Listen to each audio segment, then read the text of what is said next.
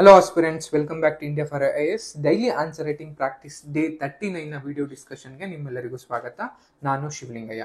So day 39ಗೆ ನಿಮಗೆ ನೀಡಿದಂತಹ ಪ್ರಶ್ನೆಯನ್ನು ನೋಡೋದಾದ್ರೆ, discuss the key concept of Patanjali's yoga sutras. Usually ನಿಮಗೆ ಮೇನ್ಸ್ ಪೇಪರ್ ಅಲ್ಲಿ ನೋಡ್ತಾ ಬಂದಾಗ ಲೈಕ್ ರಿಲಿಜಿಯನ್ಸ್ ಆಫ್ ಇಂಡಿಯಾ ಅಂತ ಒಂದು ಲೈಕ್ ಹೆಡ್ಡಿಂಗ್ ಇರುತ್ತೆ. ಸೊ ಅಲ್ಲಿ ನಿಮಗೆ ಹಿಂದೂ ಧರ್ಮದಲ್ಲಿ ಬರುವಂತಹ ಯೋಗ ಲೈಕ್ ಅಂದ್ರೆ ಸಾಂಸ್ಕೃತಿಕವಾಗಿ ಕಾಣುವಂತಹ ಒಂದಷ್ಟು ಲೈಕ್ ಶೈವಿಸಮು ಅಥವಾ ವೈಷ್ಣವಿಸಮು ಅಥವಾ ಯೋಗ ಕಾನ್ಸೆಪ್ಟ್ಗಳಾಗಿರ್ಬೋದು, ಪ್ರತಿಯೊಂದನ್ನು ಕೂಡ ನಾವು ಅಲ್ಲಿ ನೋಡ್ತಾ ಬಂದಿರ್ತೀವಿ.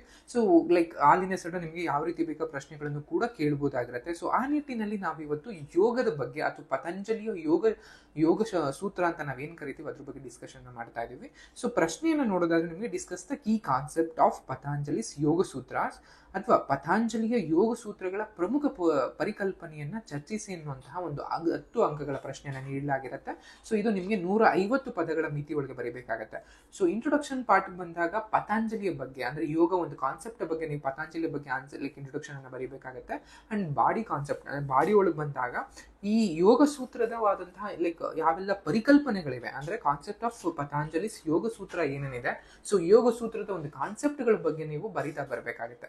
ಸೊ ಕನ್ಕ್ಲೂಷನ್ ಅಲ್ಲಿ ನೀವು ಯೂಶಲಿ ಲೈಕ್ ಹೇಗೆ ಈ ಯೋಗ ಸೂತ್ರಗಳು ಸಾಂಸ್ಕೃತಿಕವಾಗಿ ಇಂದಿಗೂ ಕೂಡ ನಾವು ಕಾಣ್ತಾ ಬಂದಿದ್ದೀವಿ ಅಥವಾ ಒಂದು ಲೈಕ್ ಸ್ಪಿರಿಚುಯಾಲಿಟಿಗೆ ಹೇಗೆ ಹೆಲ್ಪ್ ಮಾಡಿದೆ ಅನ್ನೋ ನಿಟ್ಟಿನಲ್ಲಿ ನೀವು ಅದನ್ನ ಎಂಡಿಂಗ್ ಮಾಡ್ತಾ ಒಂದು ಪೀಠಿಕೆಯನ್ನ ನೋಡೋದಾದ್ರೆ ಅಥವಾ ಏನ್ ಇಂಟ್ರೊಡಕ್ಷನ್ ಪಾರ್ಟ್ ಅಂತ ಕರಿತೀವಿ ಇಲ್ಲಿ ನೋಡೋದಾದ್ರೆ ಹೇಗೆ ಪತಾಂಜಲಿಯ ಯೋಗ ಸೂತ್ರಗಳು ಯೋಗದ ಒಂದು ತತ್ವಶಾಸ್ತ್ರ ಮತ್ತು ಅಭ್ಯಾಸಕ್ಕೆ ಮೂಲ ಪಠ್ಯವಾಗಿದೆ. ಸೊ ಲೈಕ್ ಈ ಪತಾಂಜಲಿ ಋಷಿ ಆಗಿರ್ಬೋದು ಅಥವಾ ಆಧ್ಯಾತ್ಮಿಕ ಅಭ್ಯಾಸ ಮತ್ತು ಸ್ವಯಂ ಶಿಸ್ತಿಗಾಗಿ ಸಮಗ್ರ ವ್ಯವಸ್ಥೆಯನ್ನು ಪ್ರತಿಪಾದಿಸಿತು. ಈ ರೀತಿಯಾಗಿ ಒಂದಷ್ಟು ಯೋಗ ಸೂತ್ರದ ಬಗ್ಗೆ ಅಥವಾ ಪತಾಂಜಲಿಯ ಬಗ್ಗೆ ನೀವು ಒಂದು ಇಂಟ್ರೊಡಕ್ಷನ್ ಅನ್ನ ಬರಿಬೇಕಾಗತ್ತೆ. ಸೊ ಅದನ್ನ ನೀವು ಅಭ್ಯಾಸವನ್ನ ಮಾಡ್ಬೋದು. ಸೊ ಆ ನಂತರದಲ್ಲಿ ಪತಾಂಜಲಿ ಯೋಗ ಸೂತ್ರದ ಪ್ರಮುಖವಾದಂತಹ ಪರಿಕಲ್ಪನೆಗಳು ಏನೇನಿದೆ, ಸೊ ಯೂಶಲಿ ನಾವು ಅದರಲ್ಲಿ ಲೈಕ್ 4-6 ಹೆಡ್ಡಿಗಳನ್ನ ತರ್ತಾ ಹೋಗ್ತೀವಿ. ಸೊ ಅದ್ರಲ್ಲಿ ಮೊದಲಿಗೆ ನಮಗೆ ಯೋಗ ಅನ್ನುವಂಥದ್ದು ಸಾರ್ವತ್ರಿಕ ಸ್ವಯಂ ಈಶ್ವರ ಅಂತ ನಾವೇನ್ ಕರಿತೀವಿ, ಆ ಈಶ್ವರನೊಂದಿಗೆ ವೈಯಕ್ತಿಕವಾಗಿ ಸ್ವಯಂವನ್ನ ಅಥವಾ ಜೀವವನ್ನ ನಾವು ನಮ್ಮನ್ನ ಒಕ್ಕೂಟ ಮಾಡ್ಕೊಳ್ಳುವಂಥದ್ದು ಅಥವಾ ಒಂದಾಗುವಂಥದ್ದನ್ನ ನಾವು ಯೂಶಲಿ ಯೋಗ ಅಂತ ಕರಿತೀವಿ. ಸೊ ಅದ್ರ ಜೊತೆಗೆ ಅಷ್ಟಾಂಗ ಯೋಗ ಅಂತ ಕರಿತೀವಿ. ಸೊ 8 ಅಂಗಗಳ ಯೋಗ ಅಥವಾ ಯೋಗಾಭ್ಯಾಸಕ್ಕೆ ಸಮಗ್ರ ವಿಧಾನ ಅಂತ ಕರಿತೀವಿ. ಅದ್ರಲ್ಲಿ ಯಾವ್ಯಾವು ಅಂತ ನೋಡೋದಾದ್ರೆ ಯಮ, ನಿಯಮ, ಆಸನ, ಪ್ರಾಣಾಯಾಮ, ಪ್ರತ್ಯಾಹಾರ, ಧಾರಣ, ಧ್ಯಾನ ಮತ್ತು ಸಮಾಧಿ. ಈ ರೀತಿಯಾದಂತಹ ಯೋಗ ಸೂತ್ರದಲ್ಲಿ ಒಟ್ಟಾರೆ ಈ ಒಂದು 8 ಅಂಶಗಳನ್ನ ನೀಡಲಾಗುತ್ತೆ. ಇದರಲ್ಲಿ ಯಮ ಅಂದ್ರೆ ಇಂದ್ರಿಯ ನಿಗ್ರಹ ಆಗಿರುತ್ತೆ, ನಿಯಮ ಅಂದ್ರೆ ನಾವೆಲ್ಲ ಕೈಗೊಳ್ಳುವಂತಹ ಆಚರಣೆ ಆಗಿರುತ್ತೆ, ಆಸನ ಅಂದಾಗ ಭಂಗಿಗಳಾಗಿರುತ್ತೆ, ಪ್ರಾಣಾಯಾಮ ಅಂದ್ರೆ ಉಸಿರಾಟದ ನಿಯಂತ್ರಣ ಮಾಡೋದಾಗಿರುತ್ತೆ, ಪ್ರತ್ಯಾಹಾರ ಅಂದ್ರೆ ಇಂದ್ರಿಯವನ್ನ ನಿಗ್ರಹಿಸುವಂಥದ್ದು ಅಥವಾ ಇಂದ್ರಿಯವನ್ನ ತೆಗೆದುಕೊಳ್ಳುವಿಕೆ ಆಗಿರುತ್ತೆ, ಧಾರಣ ಅಂದ್ರೆ ಏಕಾಗ್ರತೆ, ಧ್ಯಾನ ಅಂದ್ರೆ ಧ್ಯಾನವನ್ನ ಮಾಡುವಂಥದ್ದು, ಸಮಾಧಿ ಅಂದ್ರೆ ಲೀನಗೊಳ್ಳುವಿಕೆ. ಸೊ ಈ ಅಂಶಗಳನ್ನು ನಾವು ಅಷ್ಟಾಂಗ ಯೋಗದಲ್ಲಿ ನೋಡ್ತಾ ಬರ್ತೀವಿ. ಸೊ ಇನ್ನೊಂದು ಚಿತ್ತ ಅಂತ ಕರಿತೀವಿ ಅಂದ್ರೆ ಮನಸ್ಸು ಅಂತ ಅನ್ನುವಂಥದ್ದು ಗ್ರಹಿಸುವ, ಯೋಚಿಸುವ ಮತ್ತು ಅನುಭವಿಸುವ ಒಂದು ಮಾನಸಿಕ ಸಾಮರ್ಥ್ಯವನ್ನ ಚಿತ್ತ ಅಂತ ಕರಿತೀವಿ. ಅದು ಕೂಡ ನಮಗೆ ಪತಾಂಜಲಿ ಯೋಗದಲ್ಲಿ ತುಂಬಾನೇ ಡಿಸ್ಕಷನ್ ಮಾಡಲಾಗಿರುತ್ತೆ.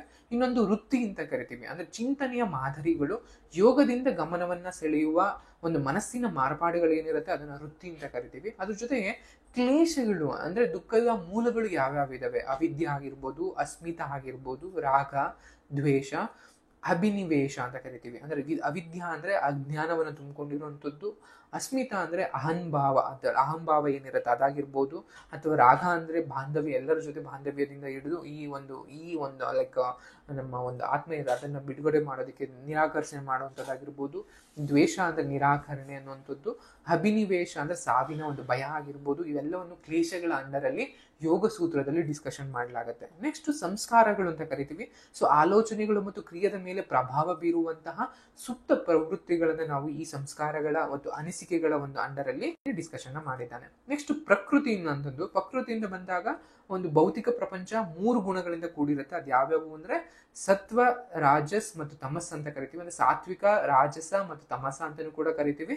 ಸತ್ವ ಅಥವಾ ಸಮತ ಬಂದಾಗ ಯೂಶಲಿ ಸಮತೋಲನವಾದದ್ದು, ರಾಜಸ್ ಅಥವಾ ರಜಸ್ ಬಂದಾಗ ನಿಮ್ಗೆ ಚಟುವಟಿಕೆಯಿಂದ ಕೂಡಿರುವಂಥದ್ದು, ಅಂಡ್ ತಮಸ್ ಬಂದಾಗ ಜಡತ್ವದಿಂದ ಕೂಡಿರುವಂಥದ್ದು. ಈ 3 ರೀತಿಯ ಪ್ರಕೃತಿಯನ್ನ ನಾವು ಯೋಗ ಸೂತ್ರದಲ್ಲಿ ಕಾಣ್ತಾ ಬರ್ತೀವಿ.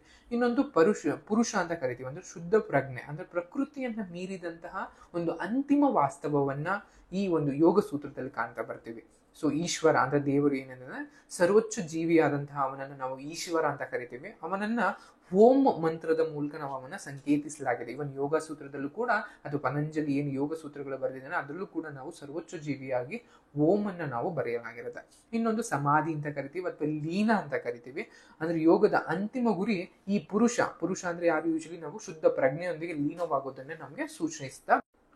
ಇದರ ಒಂದು ತಾತ್ವಿಕವಾದ ಚೌಕಟ್ಟುಗಳನ್ನು ದ್ವಂದ್ವತೆ ಅಂಡ್ ದ್ವಂದ್ವತೆ ಎಲ್ಲದ ಅಂಡ್ ಕರ್ಮ, ಈ ರೀತಿಯಾದಂತಹ 3 ಅಂಶಗಳಲ್ಲಿ ನಾವು ಒಂದು ತಾತ್ವಿಕವಾದಂತಹ ಒಂದು ಫ್ರೇಮ್ ವರ್ಕ್ ಅಂತ ಏನ್ ಕರಿತೀವಿ ಅಥವಾ ಚೌಕಟ್ಟು ಅಂತ ಏನ್ ಕರಿತೀವಿ ಅದನ್ನ ಯೋಗ ಸೂತ್ರದಲ್ಲಿ ಕಾಣ್ತಾ ಬರ್ತೀವಿ.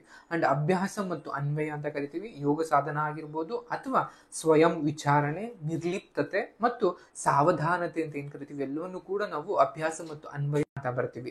ಯೋಗ ಸೂತ್ರಗಳ ಪ್ರಭಾವ ಮತ್ತು ಅದರ ಲೆಗಸಿ ಅಥವಾ ಏನ್ ಪರಂಪರೆ ಅಂತ ಕಾಣ್ತೀವಿ ಹಿಂದೂ ಧರ್ಮದ ಮೇಲಾಗಿರ್ಬೋದು ಅಥವಾ ಬೌದ್ಧ ಧರ್ಮದ ಮೇಲಾಗಿರ್ಬೋದು ಅಥವಾ ಜಾಗತಿಕವಾಗಿ ಬೀರಿದಂತಹ ಪರಿಣಾಮಗಳನ್ನ ನೀವು ಉತ್ತರದಲ್ಲಿ ಬರಿಬಹುದಾಗಿರುತ್ತೆ. ದೆನ್ ಕನ್ಕ್ಲೂಷನ್ ಬಂದಾಗ ಪತಂಜಲಿಯ ಯೋಗ ಸೂತ್ರಗಳು ಆಧ್ಯಾತ್ಮಿಕ ಬೆಳವಣಿಗೆಗೆ ಸಮಗ್ರ ಚೌಕಟ್ಟನ್ನು ಪ್ರಸ್ತುತಪಡಿಸುತ್ತವೆ. ಹಾಗೆಯೇ ಮಾನಸಿಕ ಮತ್ತು ದೈಹಿಕ ಶಿಸ್ತಿನ ಮೇಲೆ ಕೇಂದ್ರೀಕರಿಸುತ್ತವೆ. ಯೋಗದ 8 ಅಂಗಗಳ ಅಭ್ಯಾಸದ ಮೂಲಕ ಮನಸ್ಸಿನ ಏರಿಳಿತವನ್ನು ಮೀರಬಹುದು, ಬೌದ್ಧಿಕ ಪ್ರಪಂಚಕ್ಕೆ ಆತ್ಮವನ್ನು ಬಂಧಿಸುವ ದುಃಖಗಳನ್ನು ಕರಗಿಸಬಹುದು ಮತ್ತು ಅಂತಿಮವಾಗಿ ಮುಕ್ತಿ ಅಥವಾ ಆತ್ಮ ಸಾಕ್ಷಾತ್ಕಾರವನ್ನ ಅನುಭವಿಸಬಹುದು. ಅಭ್ಯಾಸದ ಕೇಂದ್ರವು ಮಾನಸಿಕ ಸ್ಪಷ್ಟತೆ, ಏಕಾಗ್ರತೆ, ಅರಿವಿನ ಬೆಳವಣಿಗೆಯಾಗಿದೆ. ಇದು ನಿಜವಾದ ಸ್ವಯಂ ಮತ್ತು ಬ್ರಹ್ಮಾಂಡದ ಏಕೀಕೃತ ಸಂಪೂರ್ಣ ಅನುಭವಕ್ಕೆ ಕಾರಣವಾಗುತ್ತೆ ಅನ್ನೋ ರೀತಿಯಲ್ಲಿ ನೀವು ಕನ್ಕ್ಲೂಷನ್ ಮಾಡ್ತಾ ಬರ್ಬೋದಾಗಿರುತ್ತೆ. ಇನ್ನು ಇಂಗ್ಲಿಷ್ ಮೀಡಿಯಂ ಅಲ್ಲಿ ಬರೆಯುವಂತಹ ಮಕ್ಕಳಿಗೆ ಸೊ ಇಂಗ್ಲಿಷ್ ವರ್ಷನ್ ಅಲ್ಲೂ ಕೂಡ ನಾವು ಹೇಗೆ ಕನ್ನಡದಲ್ಲಿ ಡಿಸ್ಕಷನ್ ಮಾಡೋದು ಅದೆಲ್ಲವನ್ನೂ ಕೂಡ ನಿಮ್ಗೆ ಇಂಗ್ಲಿಷ್ ನಲ್ಲೂ ಕೂಡ ಕೊಡಲಾಗಿದೆ. ಇಂಟ್ರೊಡಕ್ಷನ್ ಅಥವಾ ಮೈನ್ ಬಾಡಿ ಪಾರ್ಟ್ ಬಂದಾಗ ಕೀ ಕಾಂಪೋನೆಂಟ್ಸ್ ಆಫ್ ಪತಂಜಲಿಸ್ ಯೋಗ ಸೂತ್ರಗಳು ಏನೇನಿದೆ ಅವೆಲ್ಲವನ್ನು ಮಾಡಿದೀವಿ. ಅದರಲ್ಲಿ ಸೊ ಫಿಲಾಸಫಿಕಲ್ ಫ್ರೇಮ್ ವರ್ಕ್ ಏನಿದೆ ಅಂದ್ರೆ ಡ್ಯೂಯಲಿಸಮ್ ಅಥವಾ ನಾನ್ ಡ್ಯೂಯಲಿಸಮ್ ಅಂಡ್ ಕರ್ಮ ಅಂತ ಎಲ್ಲವನ್ನೂ ಕೂಡ ಫ್ರೇಮ್ ವರ್ಕ್ ಅಂತ ಕಂಡುಹಿಡಿತೀವಿ. ದೆನ್ ಪ್ರಾಕ್ಟೀಸ್ ಅಂಡ್ ಅಪ್ಲಿಕೇಶನ್ ಎಡಿಂಗ್ ಆಗಿರ್ಬೋದು ಅಥವಾ ಇನ್ಫ್ಲೂಯೆನ್ಸ್ ಅಂಡ್ ಲೆಗಸಿ ಆಗಿರ್ಬೋದು, ಏನ ಲೈಕ್ ಹಿಂದೂಯಿಸಮ್ ಆಗಿರ್ಬೋದು, ಬುದ್ಧಿಸಮ್ ಅಥವಾ ಗ್ಲೋಬಲ್ ಇಂಪ್ಯಾಕ್ಟ್ ಏನಾಗಿದೆ ಅದನ್ನು ಕೂಡ ನೀವು ಬರ್ಬೋದು. Then conclusion part. ಸೊ ಇದಿಷ್ಟು ಯೋಗದ ಬಗ್ಗೆ ಅಥವಾ ಯೋಗ ಸೂತ್ರದ ಬಗ್ಗೆ. ಯೋಗ ಅಂದ ತಕ್ಷಣ ನಾವು ಯೋಗ ಮಾಡೋದು ಲೈಕ್ ಕೇವಲ ಯೋಗಕ್ಕೆ ಮಾತ್ರ ಅಂದ್ರೆ ಲೈಕ್ ಅಂದ್ರೆ ದೇಹವನ್ನು ಬಾಗಿಸೋದಕ್ಕೆ ಮಾತ್ರ ಸಂಬಂಧಪಟ್ಟಿದ್ದಲ್ಲ. ಯೋಗ ಅನ್ನುವಂಥದ್ದು ಮನಸ್ಸು ಮತ್ತು ದೇಹ ಎರಡಕ್ಕೂ ಕೂಡ ಸಂಬಂಧಿಸಿರುವಂಥದ್ದು. ಸೊ ಅದ್ರ ಜೊತೆಗೆ ಪತಂಜಲಿ ಅದಕ್ಕೆ ಸಮಗ್ರವಾದಂತಹ ಒಂದು ಕಟ್ಟಡೆಗಳನ್ನ, ನೀತಿಗಳನ್ನ, ನಿಯಮಗಳನ್ನ ಅದರಲ್ಲಿ ಬರೆದಿದ್ದಾನೆ. ಸೊ ಅದೆಲ್ಲವನ್ನು ಕೂಡ ನೀವು ಅಭ್ಯಾಸ ಮಾಡ್ಬೇಕಾಗತ್ತೆ. ಸೊ ಆ ಮೂಲಕ ನೀವು ಆನ್ಸರ್ ಬರೆಯೋದಕ್ಕೆ ಲೈಕ್ ತಯಾರಿಯನ್ನ ನಡೆಸಬೇಕಾಗಿರುತ್ತೆ. ಇದಿಷ್ಟು ಈ ಪ್ರಶ್ನೆಗೆ ಅಥವಾ Day 39ಗೆ ಸಂಬಂಧಿಸಿದಂತಹ ಮಾಹಿತಿ. So thank you.